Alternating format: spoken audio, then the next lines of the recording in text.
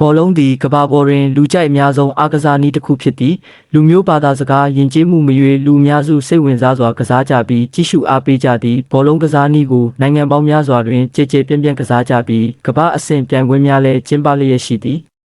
ဘောလုံးပွဲတစ်ပွဲတွင်အသင်းနှစ်သင်းရှင်ပြိုင်ကစားကြပြီးအသင်းတစ်သင်းလျင်ကစားသမား10တယောက်စီပါဝင်သည့်ပွဲချိန်မှာမိနစ်60ဖြစ်ပြီးပထမပိုင်း45မိနစ်နှင့်ဒုတိယပိုင်း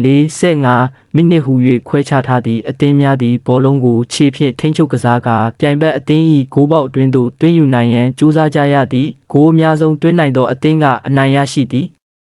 ဘောလုံးအားကစားသည်ကိုယ်ခန္ဓာကျန်းမာရေးအတွက်အကျိုးကျေးဇူးများစွာပေးစွမ်းနိုင်သည့်ဘောလုံးကစားခြင်းဖြင့်ကိုယ်လက်လှုပ်ရှားမှုပိုမိုကောင်းမွန်လာပြီးနှလုံးနှင့်အဆုတ်ကျန်းမာရေးကိုတိုးတက်စေသည်ထို့အပြင်တက်လုံကောင်းမွန်လာစေပြီးကြွက်သားများကိုလည်းတတ်မစေသည်ဘောလုံးကစားခြင်းကြောင့်စိတ်ဖိစီးမှုလျော့နည်းလာကာစိတ်ရွှင်လန်းမှုရရှိစေသည်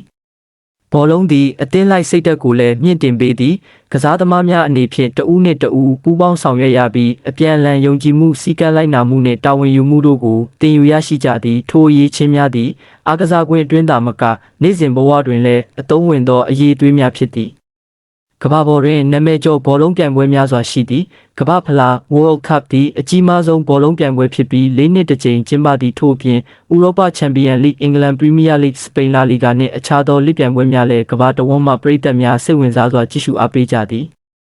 အချင်းချုပ်အားဖြင့်ဘောလုံးသည်ဖျော်ဖြေရေးအတွက်သာမကကျန်းမာရေးစည်းလုံးညီညွတ်မှုနှင့်လူမှုဆက်ဆံရေးကောင်းမွန်မှုတို့ကိုပေးစွမ်းနိုင်သောအားကစားနည်းတစ်ခုဖြစ်သည့်ထို့ကြောင့်ဘောလုံးအားကစားကိုလူကြီးလူငယ်မရွေးစိတ်ဝင်စားနှစ်သက်ကြပြီးကမ္ဘာအကျော်ကြားဆုံးအားကစားအဖြစ်ရပ်တည်နေခြင်းဖြစ်သည်